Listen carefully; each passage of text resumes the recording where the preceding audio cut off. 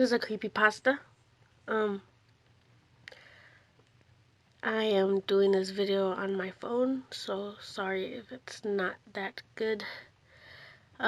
This story's Bedtime by Michael Whitehouse. It has 22.9 views, so might as well read it because all these views. Bedtime is supposed to be a happy event for a tired child. For me, it was terrifying. While some children might complain about being put to bed before they have finished watching a film or playing their favorite video game, when I was a child, nighttime was something to truly fear. Somewhere in the back of my mind, it still is.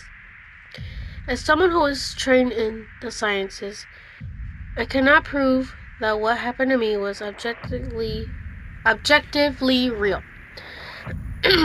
But I can swear that what experienced was genuine horror.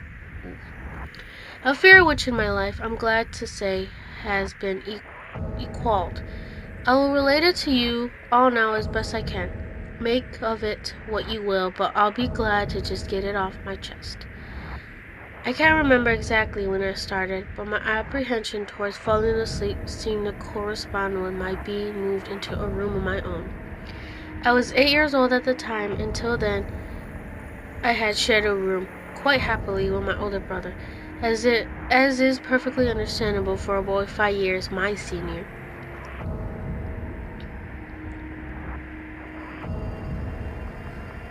My brother eventually wished for a room of his own, and as a result, I was given the room at the back of the house. So his brother's 5 years older than him.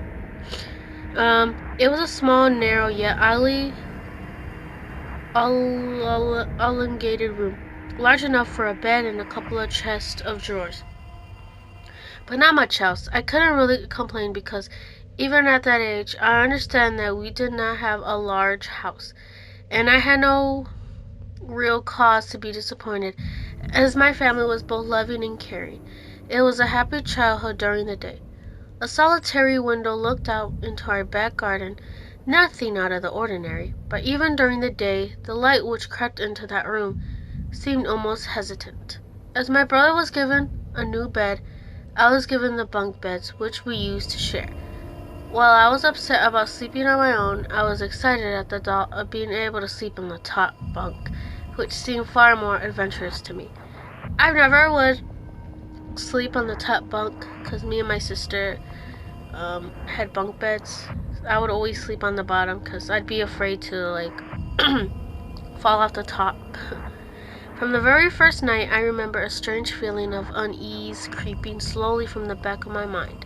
I lay on the top bunk, staring down at my action figures and cars strewn across the green-blue carpet. As imaginary battles and adventures took place between the toys on the floor, I couldn't help but feel that my eyes were being slowly drawn towards the bottom bunk, as if something was moving in the corner of my eye, something which did not wish to be seen. Shit. The bunk was empty, impeccably made with dark blue blanket tucked in neatly, partially covering two rather bland white pillows. I didn't think anything of it at the time. I was a child, and the noise slipping under my door from my parents' television bathed me in a warm sense of safety and well-being. I fell asleep. When you awaken from a deep sleep to something moving or stirring, it could take a few moments for you to truly understand what is happening. The fog of sleep hangs over your eyes and ears, even when lucid. Something was moving. There was no doubt about that. At first, I wasn't sure it was what it was. Everything was dark, almost pitch black, but there was enough light creeping in from outside to outline that narrowing, suffocating room. Two thoughts spread in my mind, almost simultaneously. The first time my parents were in bed because the rest of the house lay both in darkness and silence. The second thought turned to the noise, a noise which had obviously woken me. As the last cobwebs of sleep withered from my mind, the noise took on a more familiar form. Sometimes the simplest of sounds can be the most unnerving. A cold wind whistling through a tree outside a neighbor's A neighbor's footsteps uncomfortably close, or in the case, the simple sound of bed sheets rustling in the dark. I think I would just sleep with my mom and dad if I heard that. That was it. Bed sheets rustling in the dark as if some disturbed sleeper was attempting to get all too comfortable in the bottom bunk. I lay there in disbelief, thinking that the noise was either my imagination, perhaps just my pet cat finding somewhere comfortable to spend the night. It was then that I noticed my door shut, as it had been as I had fallen asleep. Perhaps my mom had checked in on me and the cat had sneaked into my room then. Yes, that must have been it. I turned to face the wall, closing my eyes in the vain hope that I could fall back to sleep. As I moved, the rustling noise from underneath me ceased. I thought that I must have disturbed my cat, but quickly realized that the visitor in the bottom bunk was much less abundant than my pet trying to sleep, and much more sinister. As if alerted to and disgruntled by my presence, the disturbed sleeper began to toss and turn violently, like a child having a tantrum in their bed. I could hear the sheets twist and turn with increasing ferocity. Fear then gripped me, not like the subtle sense of unease I had experienced earlier, but now potent and terrifying. My heart raced as my eyes panicked, scanning the almost impenetrable darkness. I let out a cry. As most young boys do, I instinctively shouted on my mother. I could hear something stir on the other side of the house, but as I began to breathe a sigh of relief that my parents were coming to save me, the bunk bed suddenly started to shake violently, as if gripped by an earthquake. Scraping against the wall, I could hear the sheets below me thrashing around as if tormented by malice. I did not want to jump down to safety, as I feared the thing in the bottom bunk would reach out and grab me, pulling me into the darkness. So I stayed there, white knuckles clenching on my blanket like a shroud of protection. The wait seemed like an eternity. The door finally and thankfully burst open, and I lay bathed in light while the bottom bunk, the resting place of my unwanted visitor, lay empty and peaceful. I cried and my mother consoled me. Tears of fear, followed by relief, streamed down my face. Yet through all the horror and relief, I did not tell her why I was so upset.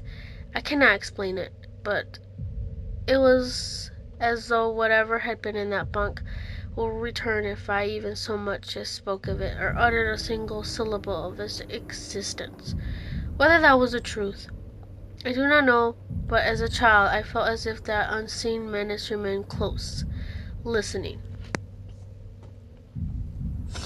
My mother lay in the empty bunk, promising to stay there until morning. Eventually my anxiety diminished. Tiredness pushed me back towards sleep, but I remained restless, waking several times momentarily to the sound of rustling bed sheets. I remember the next day wanting to go somewhere, be anywhere, but in that narrow, suffocating room. It was a Saturday, and I played outside, quite happily with my friends. Although our house was not large, we were lucky to have a long, sloping garden in the back.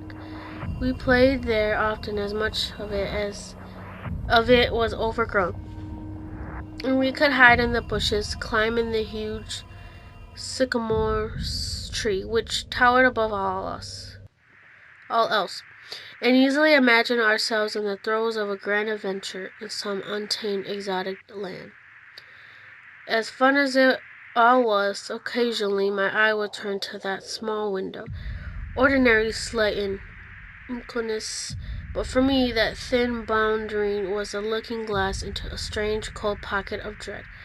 Outside, the lush green surroundings of our garden, filled with the smiling faces of my friends, could not extinguish the creeping feeling clawing its way up my spine. Each hair standing on end, the feeling of something in that room, watching me play, waiting for the night when I would be alone, eagerly filled with hate. It may sound strange to you, but by the time my parents ushered me back into that room for the night, I said nothing. I didn't protest. I didn't even make an excuse as to why I couldn't sleep there. I simply and sullenly walked into that room. Ugh.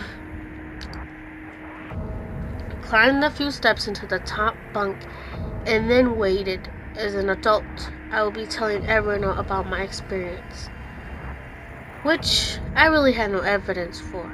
I would be lying, however, if I said this was my primary reason. I still felt that this thing would be enraged if so as much as spoke of it. It's funny how certain words can remain hidden from your mind, no matter how blatant or obvious they are.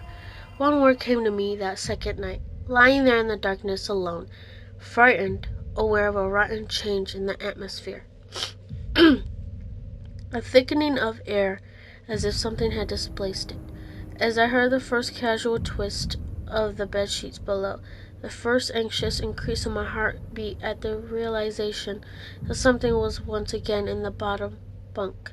That word, a word which had been sent into exile, filtered up through my consciousness, breaking free of all expression, re-expression, gasping for air, screaming, etching, and carving itself into my mind. Ghost. As this thought came to me, I noticed that my unwelcome visitor had ceased moving. The bed sheets lay calm and dormant, but they had been replaced by something far more hideous. A slow, rhythmic, rasping breath heaved and escaped from the thing below. I could imagine its chest rising and falling with each sordid, wheezing, and garbled breath. I shuddered. I hoped beyond all hope that it would leave without occurrence. The house lay as it had the previous night, in a dark blanket of darkness. Silence prevailed, all but for the perverted breath of my as yet unseen bunk mate. I lay there terrified. I just wanted this thing to go, to leave me alone. What did it want? Then something unmistakably chilling transpired. It moved in a way different from before. When it threw itself around in the bottom bunk, it seemed unrestrained, without purpose, almost animalistic. This movement, however, was driven by awareness, with purpose, with a goal in mind, for that thing lying there in the darkness, that thing which seemed intent on terrorizing a young boy, calmly and nonchalantly sat up. Its labored breath had become louder, as now only a mattress and a few flimsy wood slats separated my body from the unearthly breath below. I lay there, my eyes filled with tears. A fear which words cannot relate to you or anyone else coursed through my veins. I could not have believed that this fear could have been heightened, but I was so wrong. I imagined what this thing will look like, sitting there listening from below my mattress, hoping to catch the slightest hint that I was awake. This imagination then turned to an unnerving reality. It began to touch the wooden slates which my mattress sat on. It seemed to caress them carefully, running what I imagined to be fingers and hands across the surface of the wood. Then with great force it prodded angrily between two slates into the mattress. Even though the padding, it felt as though someone had viciously stuck their fingers into my side. I let out an almighty cry, and the wheezing, shaking, and moving thing in the bunk below replied in kind of by violently vibrating the bunk as it had done the night before. Small flakes of paint powdered onto my blanket from the wall as the frame of the bed scraped along it, backwards and forwards. Once again, I was bathed in light, and there stood my mother, loving, caring as she always was, with a comforting hug and calming words, which eventually subdued my hysteria. Of course, she asked what was wrong, but I could not say. I dared not say. I simply said one word over and over and over again. Nightmare. This pattern of events continued for weeks, if not months. Night after night, I would waken to the sound of rustling sheets. Each time I would scream, so as to not provide this abomination with time to